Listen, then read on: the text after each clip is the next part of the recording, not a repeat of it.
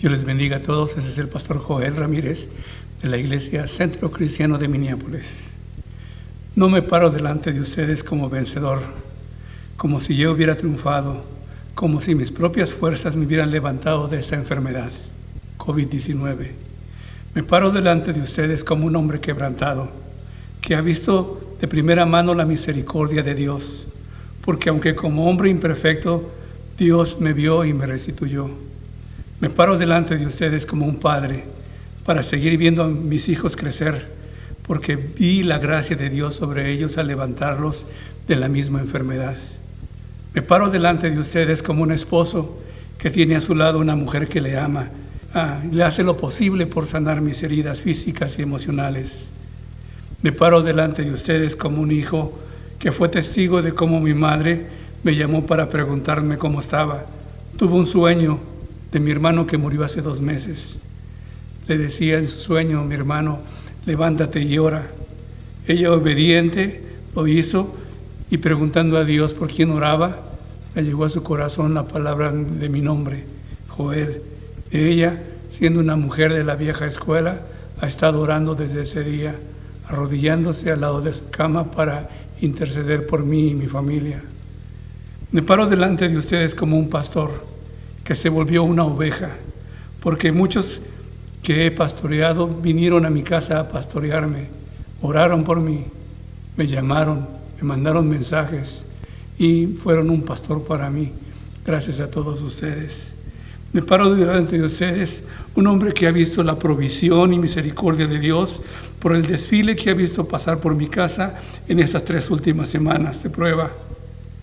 Y no han pasado con manos vacías. Han traído sopas, jugos, tacos, mole, pozole, pancita, pupusas, postre, fruta, jugos, y hemos visto la bendición de Dios. Tanto que mi esposa ha tenido que decirles a algunos, basta, ya no traigan más, hay otros enfermos, ayuden a esos enfermos. Y todo esto ha sido porque Dios es bueno y ha hecho de esta iglesia una familia en donde todos vemos por todos. Nos ha unido de tal forma que vale la pena saber que nos ama tanto, que pone a nuestro alrededor personas que se interesan por nosotros sin interés. Ese es el amor de Dios. Hace 2 semanas estuve en el hospital por COVID y por una neumonía progresiva. Ese día, a un amigo, Daniel Hernández, me había ofrecido una máquina de oxígeno. Yo pensé que esa era la solución y la recibí. La usé por la mañana por 1 hora, pero estaba muy debilitado. Ya mi cuerpo estaba en crisis después de varios días de fiebre, tos, dolores en todo el cuerpo y ya no daba más. Le pedí a mi esposa que me llevara al hospital porque ya estaba mareado y apenas me podía mover. Ella, como ayuda idónea, lo hizo inmediatamente. En el hospital tuvieron que usar una silla de ruedas conmigo porque ya no podía ni caminar. En ese hospital me pusieron en una sala llamada el Salón Rojo, la Red Room. Yo sospeché desde el principio, ¿por qué no azul? ¿Por qué no Salón Verde? ¿Por qué no Salón Amarillo, blanco?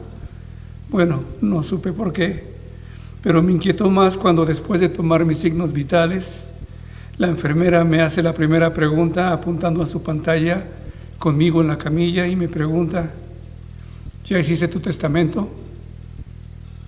¿Tienes testamento? Y me explicó que ahí podían tener un testamento express, algo legal para ellos. Esa fue su primera pregunta para mí.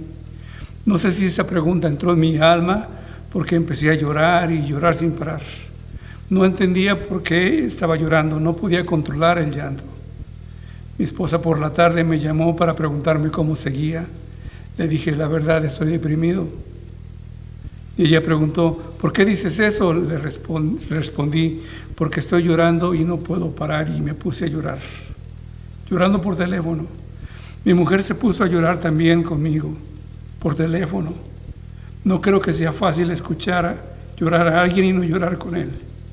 Ella me decía, no sé qué hacer, no sé qué decir, no sé cómo ayudarte, pero ella estaba orando por mí en ese momento. Mi primera comida ese día fue hasta las 6 de la tarde. Estaba ayunando porque realmente en la mañana no tuve nada de hambre, y cuando tuve hambre ya no se me antojaba nada.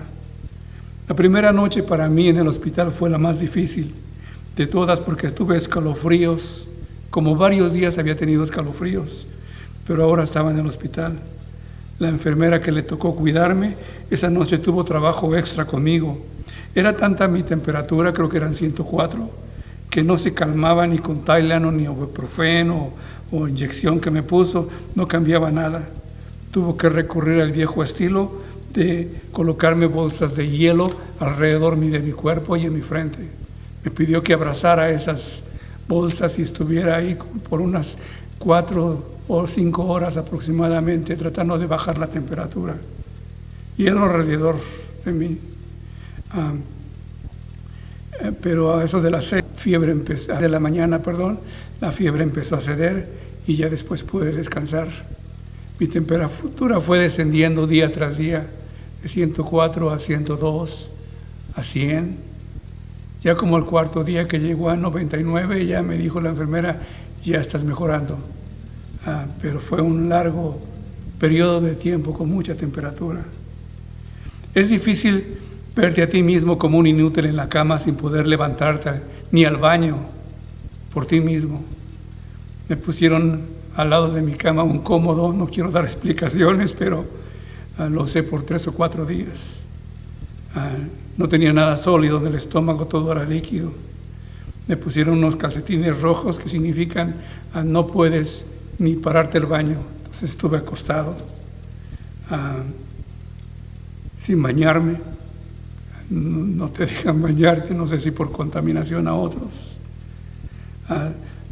Sin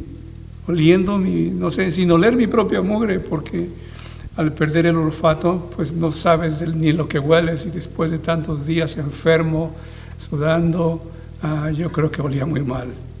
Y yo tuve que pedir, denme algo para bañarme, quiero bañarme. Me dieron unas toallitas y con esas toallitas estuve limpiándome yo mismo. Algo peor también es que no puedes recibir visitas cuando tienes COVID en el hospital. Entonces no hay nadie que te visite. El día de ayer estaba leyendo en el periódico local, Star Tribune, de varones mayores de edad muriendo solos en los hospitales, sin nadie que los acompañe. Mujeres que han bendecido a hijos y nietos. Y mis nietos ahí tienen que estar también solos, muriendo sin que nadie esté con ellos. Y te pido que ores por esas personas.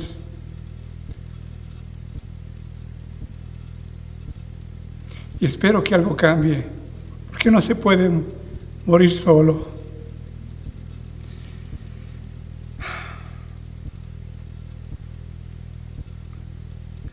Lo más importante de esa experiencia que pasé en el hospital es que Dios tocó mi vida de muchas formas. 2 días de llanto y saber que hay mucha gente que se preocupa por mí. Pero lo más importante es que tuve un toque de Dios en mi vida. Dios trabajó en mi alma también.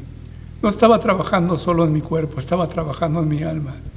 Me estaba mostrando lo que yo soy y no es tan bueno. Y Dios quiere hacer algo mejor conmigo. Dios estaba tocándome. Y es que Dios puede tocar la vida de una persona no solamente una vez ni 2 veces, sino muchas veces. Y tú dices, eso no está en la Biblia. Bueno, sí está en la Biblia. Te lo puedo demostrar ahora mismo. Hay un ejemplo en la Biblia de un hombre llamado Jacob. Su nombre de Jacob significa el estafador, el engañador, el suplantador, el tranza, como decimos en México. A este hombre Dios lo llamó y le dijo, yo te voy a usar. Él posiblemente no lo creía, pero después de varias cosas se enfrenta con Dios huyendo de su hermano que lo quería matar y llega a un lugar llamado Betel. En ese lugar llamado Betel, Dios le sale al encuentro y tiene una relación con él, un toque de Dios a él, un encuentro con Dios. Y con eso te voy a demostrar que no todos los encuentros son completos. Son regularmente procesos parciales que van transformando tu vida. En este primer encuentro, Dios le dice a Jacob: yo voy a estar contigo, te voy a guardar donde quiera que fueres, te haré volver a esta tierra y no te dejaré hasta que haya hecho lo que haya prometido. Génesis capítulo 28. Y Jacob le responde: posiblemente si tú dijeras, yo me encuentro con Dios, yo le respondo cualquier cosa, yo le prometo cualquier cosa. Jacob le responde: si Dios va conmigo y me guarda en mi camino y no me falte alimento y no me falta ropa y yo vuelvo en paz a la casa de mi padre, voy a edificar aquí un templo y voy a ser su testigo. Eso fue lo que prometió. Además voy a dar mi diezmo. Eso fue lo que prometió. No dijo voy a cambiar, no dijo voy a entregar mi corazón a Dios, no dijo voy a ser una persona diferente. Dios, si me bendice, si me bendice, si me bendice, y si más me bendice, yo también le voy a bendecir. Eso fue su primer encuentro con Dios. Pasaron 21 años en que él se fue. Nada más llevaba su cayado, su vara, su forma de caminar para apoyarse. Y regresa 21 años después, con 2 esposas, 2 concubinas, cientos de siervos, miles de animales. Hasta los tenía que dividir en 2 campamentos para poder caminar bien. Y aproximadamente han pasado 21 años para eso. Llega a la entrada del Israel a un lugar llamado Peniel. Ahí otra vez se encuentra con Dios. Ahí otra vez se encuentra con el Dios que le había enviado. Y tiene una discusión con él. Capítulo 32 de Génesis.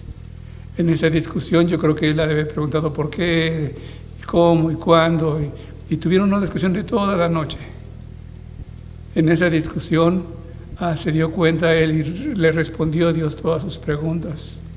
Fue una pelea no física, sino una pelea emocional, espiritual. Una pelea de preguntas: ¿por qué? ¿Por qué? ¿Por qué me pasó esto? ¿Por qué me engañaron? ¿Por qué jugaron conmigo? ¿Por qué mi esposa trae ídolos? ¿Por qué toda mi gente tiene amuletos por todo su cuerpo? ¿Por qué? Y todo lo que pudo preguntar. Cuando al final de cuentas se dio respondidas todas sus preguntas, él le pregunta al hombre que estaba hablando con él, que era Dios mismo. Hay una palabra técnica en la teología que se llama teofanía. Teofanía es que Dios, antes de hacerse hombre en la forma de Jesucristo, también en algunas ocasiones en el Antiguo Testamento se hacía hombre y hablaba con la gente. Y él estaba experimentando una teofanía. Le pregunta a él: dime tu nombre, dime cómo te llamas.